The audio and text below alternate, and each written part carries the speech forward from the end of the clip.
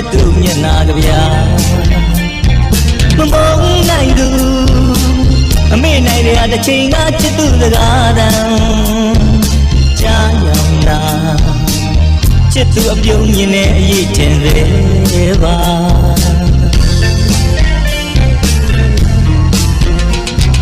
တို့သူလျှောက်ပူခဲ့တဲ့လမ်းမှာ